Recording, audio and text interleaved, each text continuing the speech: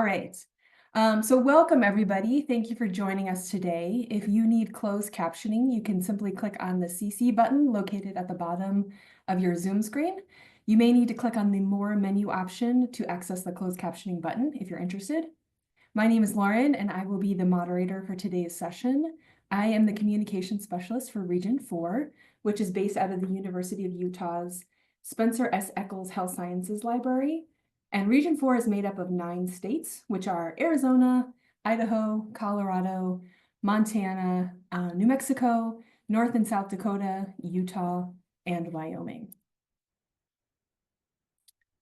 So since some of you may be first-time attendees at an NNLM webinar, I want to provide a very brief overview of what our organization does.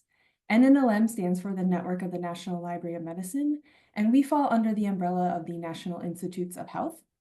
NNLM's guiding mission is to provide equal access to biomedical information and improve individuals' access to information to enable them to make informed decisions about their health. Regionally, we collaborate with various organizations, including but not limited to public and academic libraries, schools, hospitals, and community-based organizations. Our efforts are primarily conducted through 3 main methods, including providing funding to enable organizations to support their communities, including professional development funds, conducting outreach, and training like today's webinar. So just a few housekeeping items before we get started. By registering for this session, you have agreed to the NNLM Code of Conduct. So please keep your questions and comments respectful, and this just allows us to create a welcoming learning environment for all. We will be recording today's session and the slides will be made available. So please note that the editing can take us a few weeks. However, we will send you all a link to both the recording and the slides once they're ready. We're also going to share a link to an evaluation toward the end of the session, and completing this evaluation is the first step to claiming your MLA continuing education credit, should you be interested in doing so. And finally, we ask that you enter your questions into the chat as you think of them. We'll have some time for Q&A toward the end of the presentation. Moving on, our next Region 4 webinar will be held in July 2025. We're going to be taking May off just because it coincides with MLA. We will be making an announcement on our webpage, our blog, and our weekly newsletter with registration details once the session has been scheduled. And if you'd like to stay up to date with Region 4, we encourage you to sign up for our newsletter or visit our blog.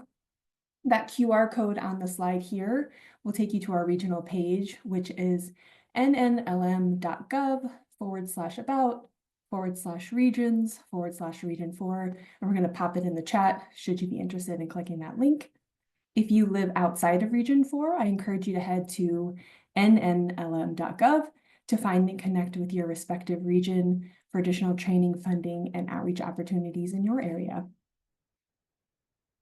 So now, while you're all here, is to hear from our wonderful guest speaker, Ms. Jill Kavanaugh. Jill is an embedded librarian in the Division of Adolescent and Young Adult Medicine at Boston Children's Hospital and the Strategic Training Initiative for the Prevention of Eating Disorders, also known as STRIPED, at the Harvard T.H. Chan School of Public Health.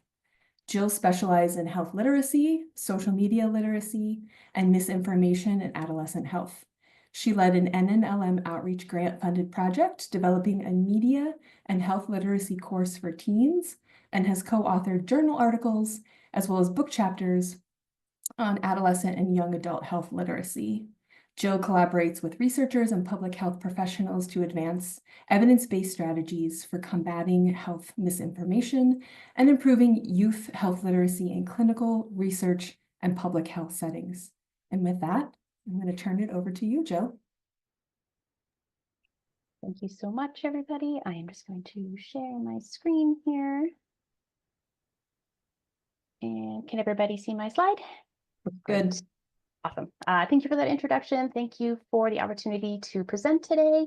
And yes, my presentation today is empowering teens through media and health literacy, the role of health sciences librarians. And I'll be sharing some information about how health science librarians can support media and health literacy initiatives that empower teens to make informed decisions about their health.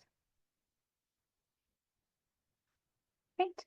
And before we begin, I just want to share two quick notes. First is a funding disclosure.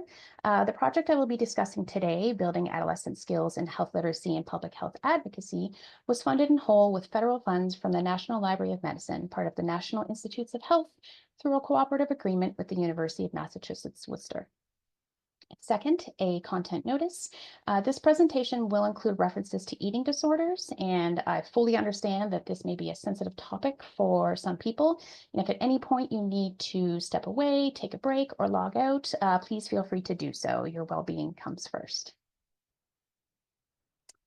And yeah, before we dive in, I just wanted to take a moment to share a little bit more about who I am and the work I do, since I don't work in a traditional library setting. And I find that people are often very curious about what I do, so I just thought I'd share a little bit now about some of the teams I support. So my career in libraries began at a hospital library in Canada, where I worked for several years as a library technician. That experience encouraged me to return to school to pursue a master's degree in library and information science. And then just as I was completing my degree, I joined Boston Children's Hospital in 2013, and I've been there ever since. So what makes my role a little different is that I'm embedded in the Division of Adolescent and Young Adult Medicine, not in a library, but directly alongside clinicians, educators, and researchers. So over the years, I've worked in many capacities, from graduate medical education coordination, research administration, youth outreach programs, clinical projects, and more. Through it all, health literacy has been a consistent thread. In 2016, I completed specialized training in health literacy at the Harvard T.H. Chan School of Public Health, taught by Dr. Rima Rudd, who is one of the pioneers in the field of health literacy. And that training deeply shaped how I think about communication, equity, and access to health information. I also work closely with several other teams. So for example, at the Center for Young Women's Health and the Young Men's Health site, we create accessible evidence-based health information for teens. I also work with the LEA program, which is the Leadership Education in Adolescent Health, where I support the next generation of adolescent health leaders by providing training on a variety of topics, including the responsible use of AI. And I also provide traditional library support, such as literature searching. I'm also part of an exciting new AI working group at Boston Children's, where we explore how artificial intelligence can support clinical and administrative innovation. And then I also do some committee work. I serve as a lead for the Adolescent Search Hedge Project in the Medical Library Association's Pediatric Caucus, helping to improve how we find research related to adolescents. But most relevant to today's talk is my work with STRIPE, the Strategic Training Initiative for the Prevention of Eating Disorders. And at STRIPE, we focus on disordered eating prevention through policy, advocacy, and research.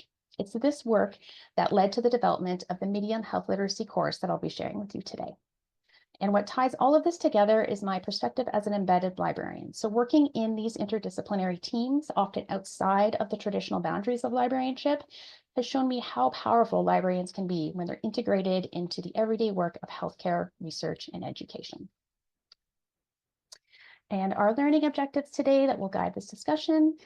First, we will identify some key media and health literacy challenges affecting adolescents, particularly misinformation on social media.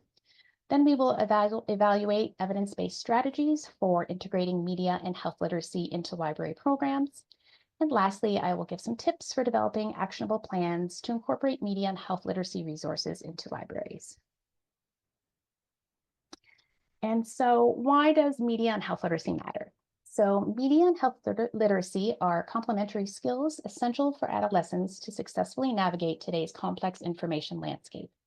Media literacy equips teens with the ability to critically analyze messages they encounter online, enabling them to understand the motivations behind media creation.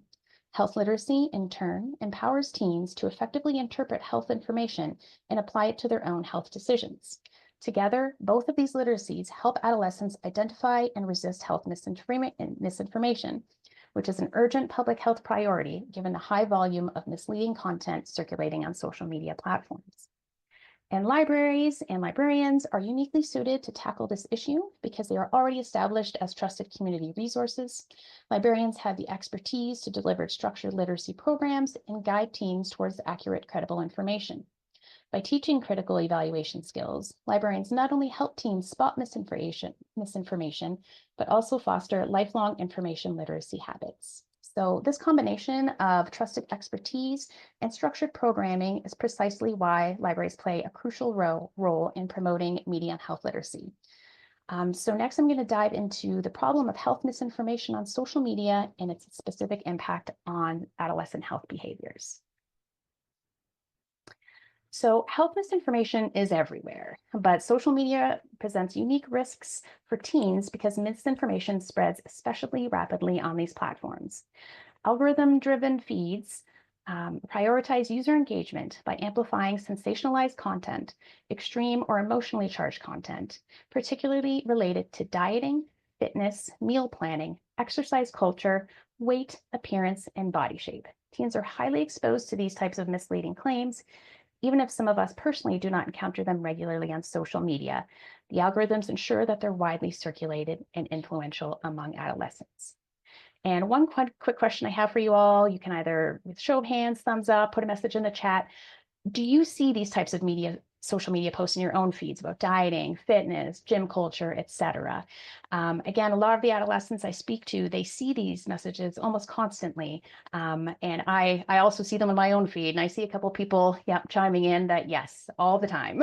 Yeah, so definitely prevalent across all age ranges. So imagine now being an adolescent facing those types of messages and not having the skills to understand exactly what's being sold to them. And so because teens often lack these skills to critically evaluate health sources, they're particularly vulnerable to misinformation that may provoke anxiety, fear, or unhealthy behaviors. And additionally, misinformation can be nuanced and subtle, making detection of it even harder for teens. So these concerns set the stage for our next topic, which is misinformation specifically related to weight loss and muscle building supplement marketing.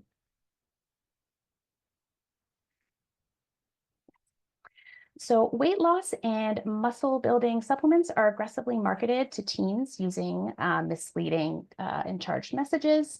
So ads often promise rapid results like lose weight fast, no effort required, doctor approved.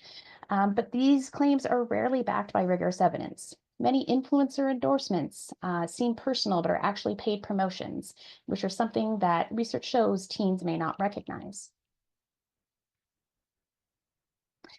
These products are often described as all natural and safe, yet they are under-regulated by the FDA.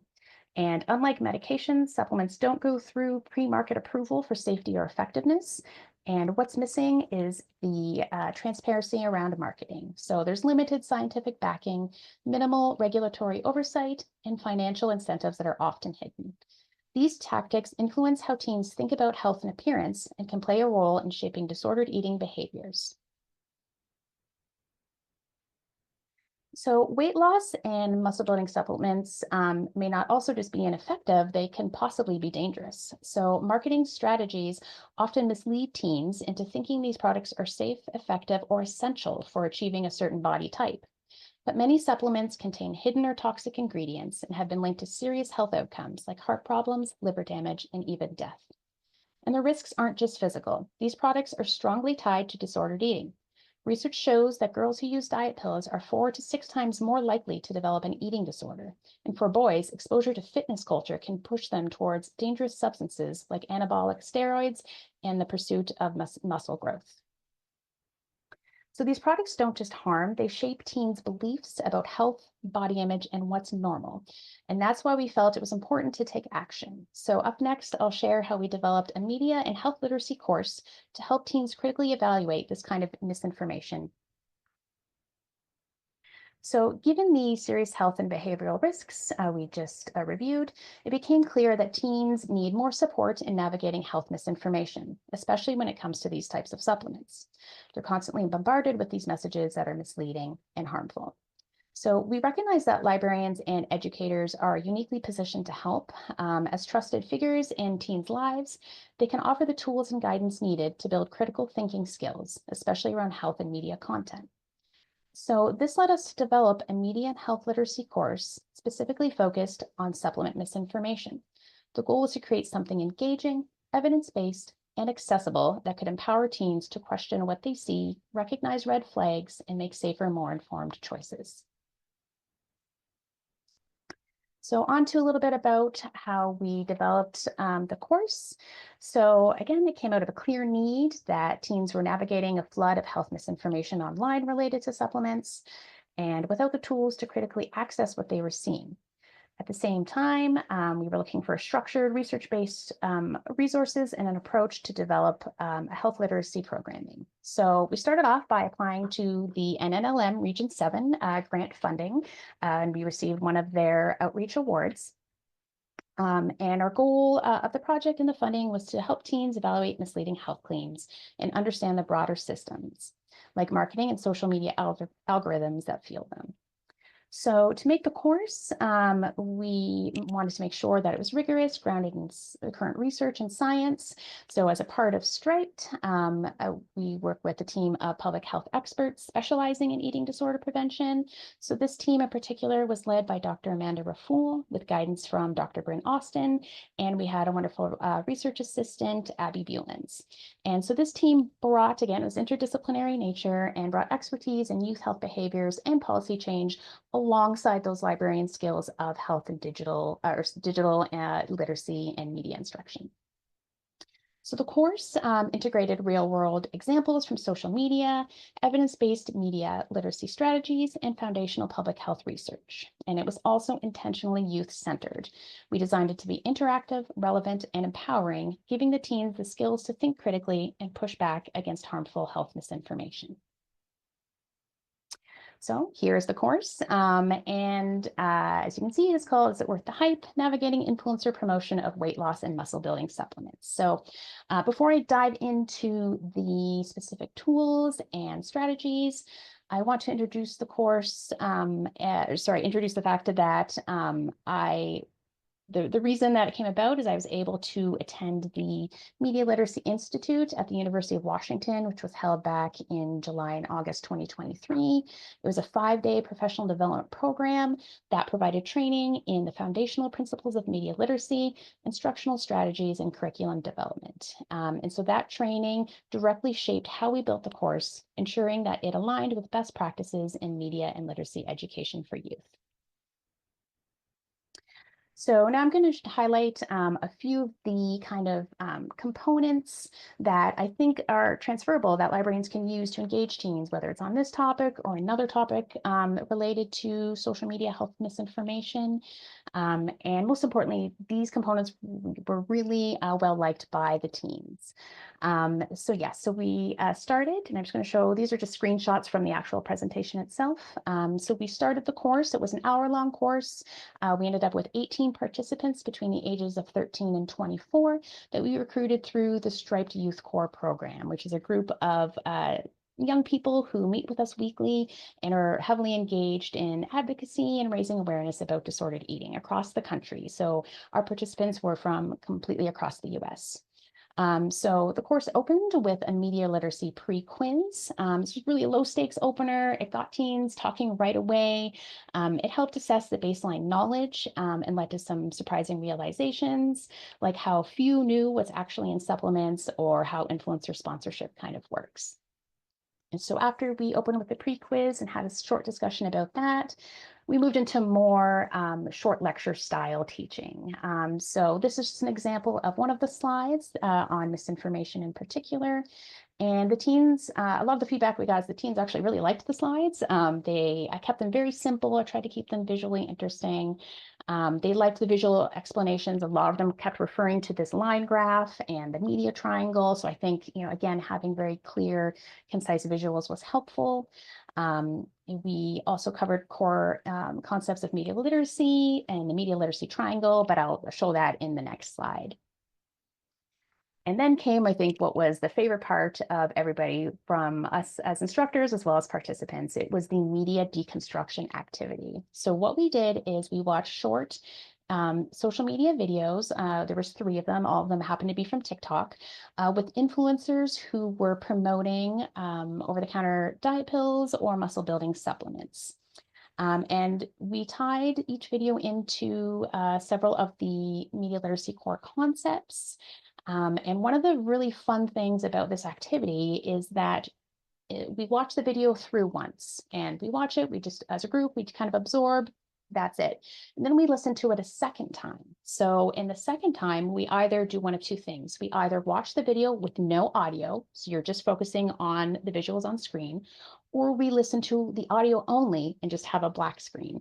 And this technique, again, is based on research that shows that it's really better to spot persuasive techniques when you watch a video more than once, and then when you spend time looking at different components of the video, whether again it's the visual, the audio, etc. And then lastly, we closed with a small group activity. Oh, and sorry, I forgot to mention. So after the deconstruction activity, you can see for this example, some of the key questions, we had a discussion about it. So everybody chimed in with their thoughts and what they kind of took away from the video. And we're currently working on the manuscript for this project. So we'll be incorporating some of the great quotes that they shared. Because yeah, it was definitely a very enlightening activity for a lot of the young people. And then we also used a small group activity. So after we deconstructed a series of social media posts, we focused on how would we create one? What is the construction? How would we create a counter narrative?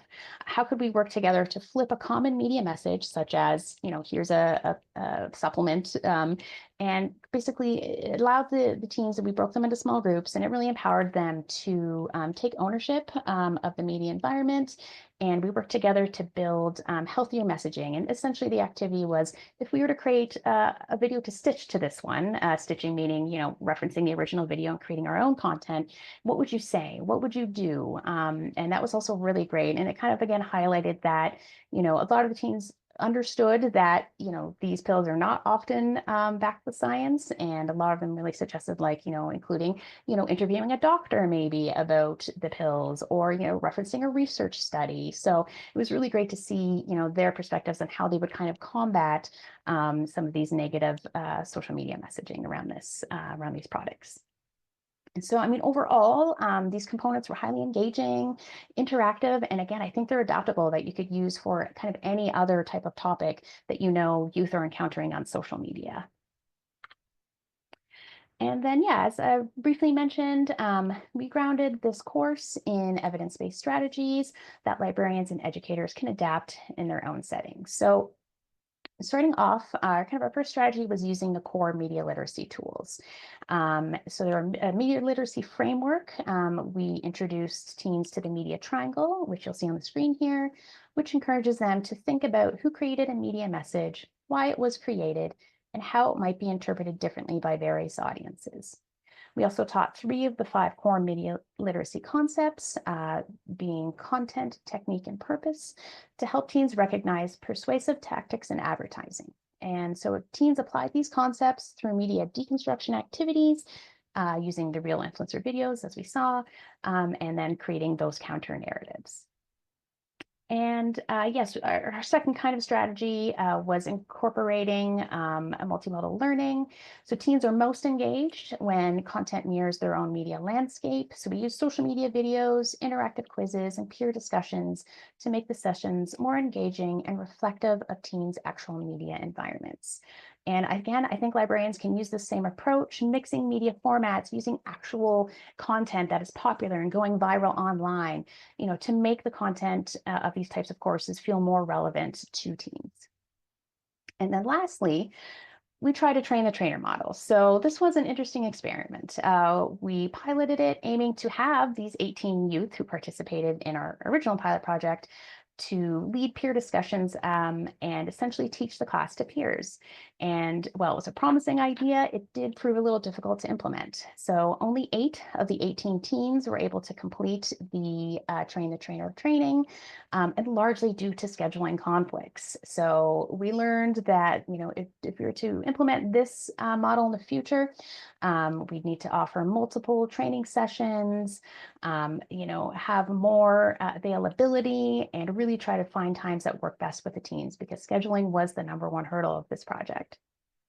And so again, for librarians considering this type of model where you teach the teens and then they in turn teach a peer, again, research shows it has amazing potential, but it just needs some careful planning and some strong support systems to work well.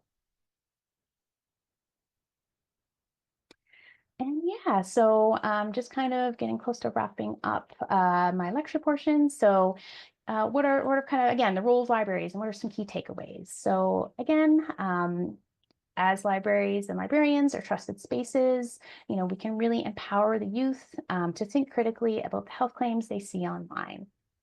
And so taking a look at public libraries, this might look like hosting other media and health literacy workshops for teens. Again, giving real world social media examples that you can deconstruct in a group discussion.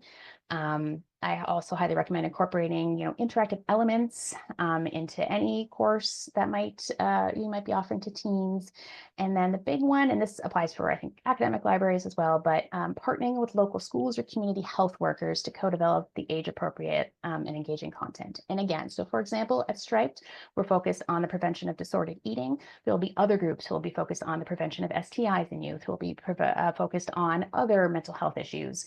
So reaching out and partnering with those to bring in that health literacy aspect will then, us as information professionals, provide that structure around media and digital literacy education, is an amazing combination that, again, proved pretty successful with this project.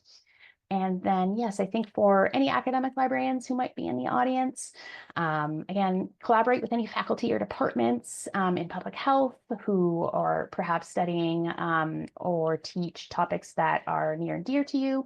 Or if you're seeing young people come in, with very common health issues, seeking out other individuals in your institution who might be studying that and seeing if there's any way to partner.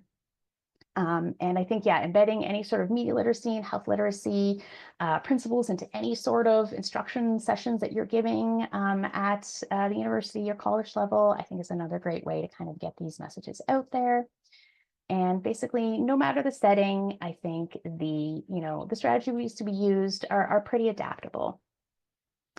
And again, this project wouldn't have been possible without the funding from the Network of National Library of Medicine Region 7. So again, I would encourage everybody to reach out to your local chapter and see if there's any funding opportunities. And again, when you're writing that grant, incorporating, support letters from the community that you're working with, or with the health literacy experts, having them listed as one of the key personnels or co-PIs of the project. Would really help, make your application pretty competitive in this type of environment. And yeah, I think just some next steps you might want to consider, if there's any way you can identify, somewhere that in something you're already doing where you can incorporate a media or health literacy instruction, or reaching out to a local group or another group within your institution to partner with. And again, I think with the right tools and partnerships, libraries can be key players in improving media and health literacy and ultimately public health outcomes. So that kind of wraps my kind of lecture portion. So what I'd like to do is I just kind of like to open it up to questions. I'll take a look in the chat as well. And then afterwards, we're going to spend about 15 minutes or so, maybe a little bit less, working through one of the deconstruction activities. We have a few questions. I tried to compile them as they were popping up in the chat. Actually, this one's a comment.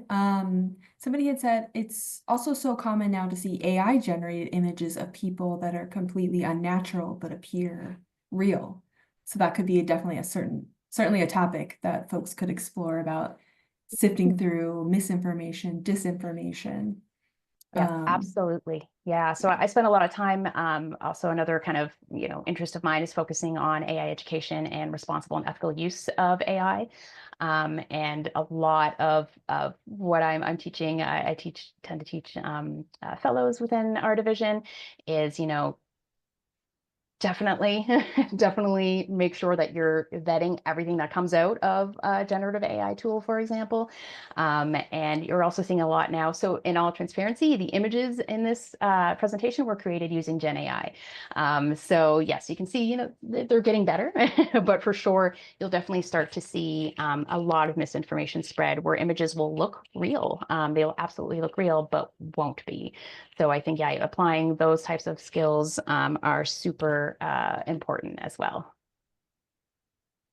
Another question, for the train the trainer, what about taking advantage of peer mentoring in middle and high schools, such as older students who mentor incoming students as part of a club that teachers and counselors oversee/advise?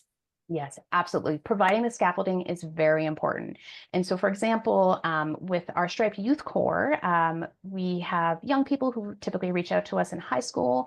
They participate and they'll join. We have a whole onboarding, different, we have those weekly meetings that they're required to attend and different activities.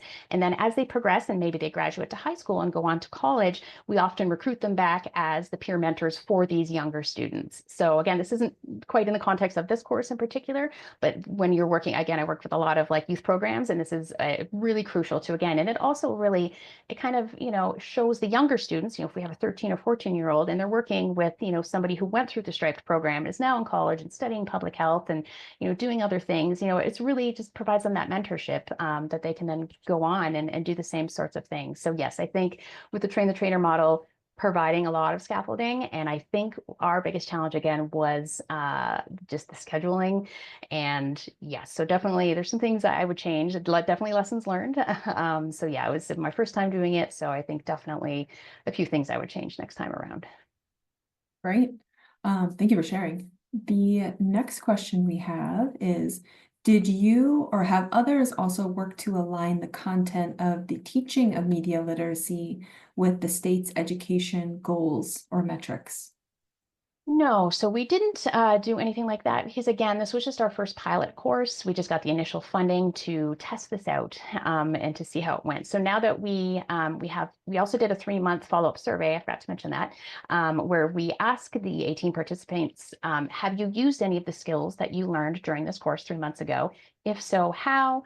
Were you able to, show like use any of these skills to help like your friends understand some social media that they had been seeing around these types, or one of them had mentioned that they were helping their younger brother out to decipher some of these messages.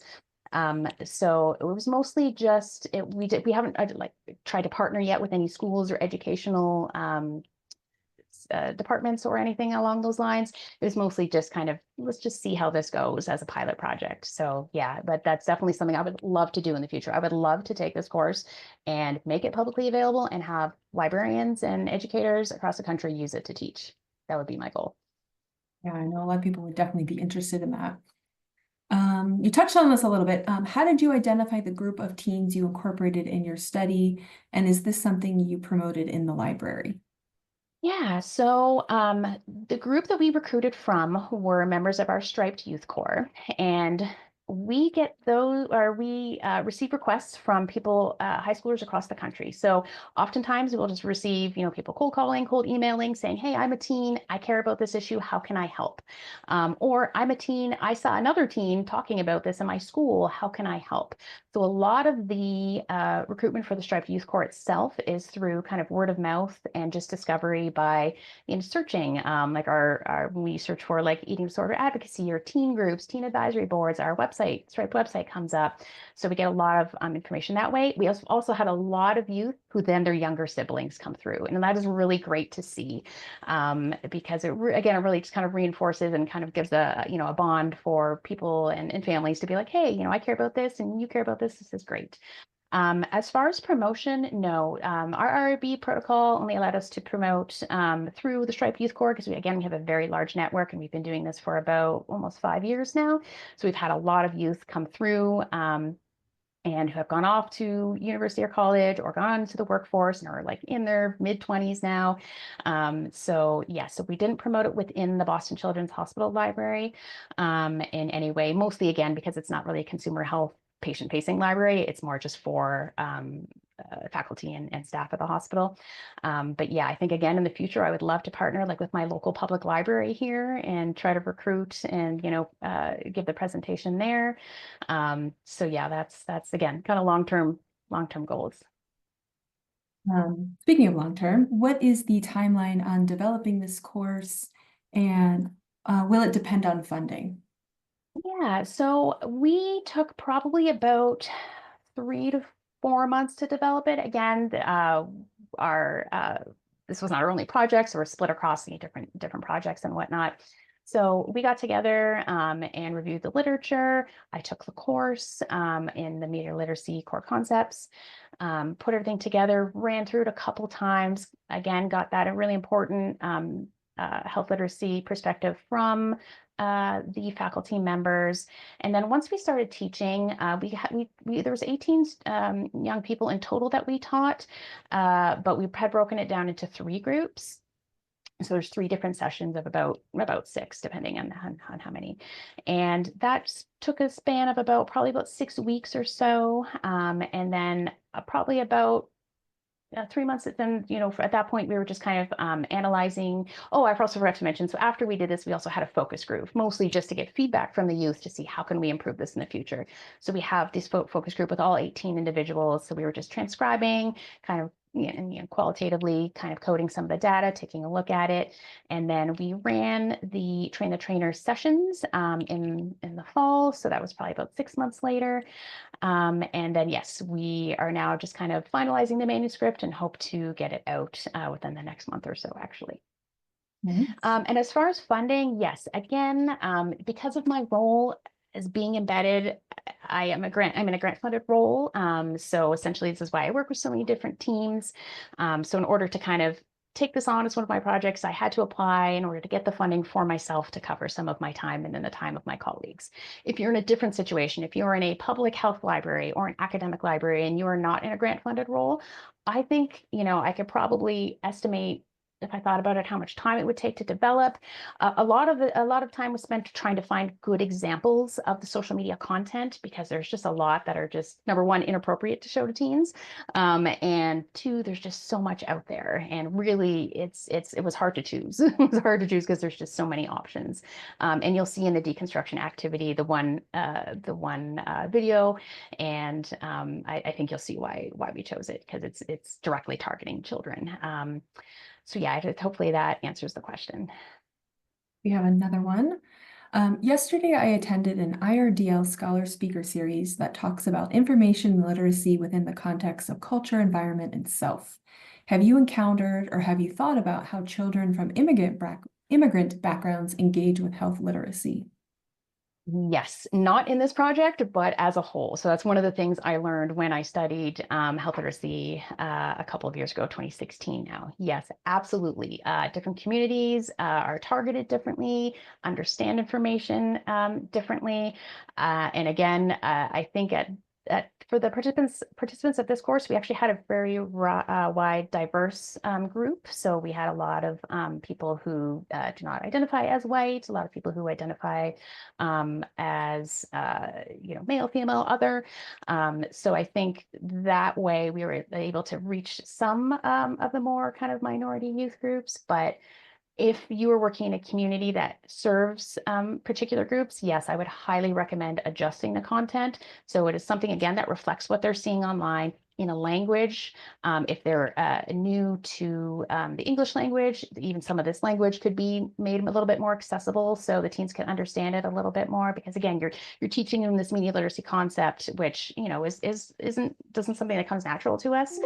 So I think there's still a lot of opportunities to streamline and really adjust this to your specific audience. And again, yeah, there's a lot of different research on that about how different communities are targeted. And yeah, so I think taking a look at who you're serving before developing a course like this would be important. Mhm.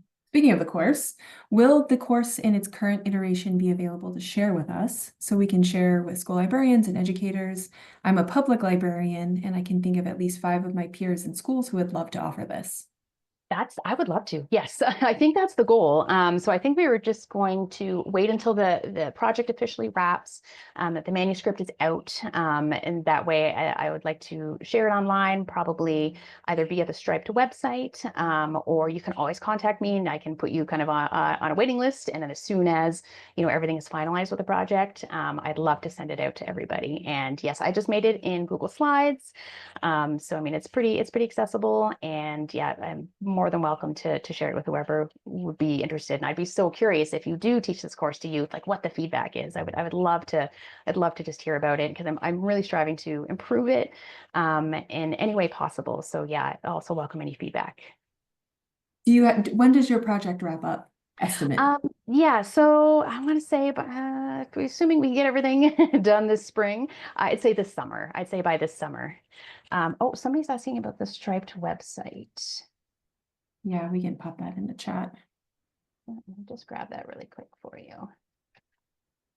So you'll see here. Yeah, so this is our Striped website.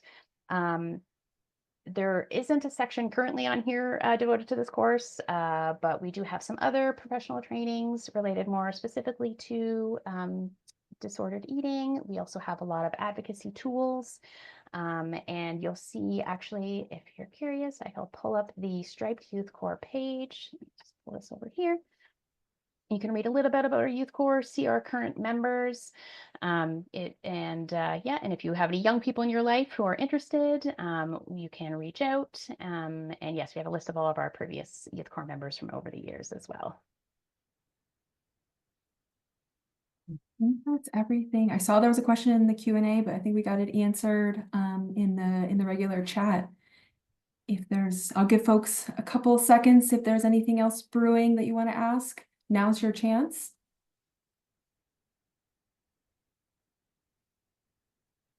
But otherwise, we can start with our activity, which I'm very excited to see and see the work in action.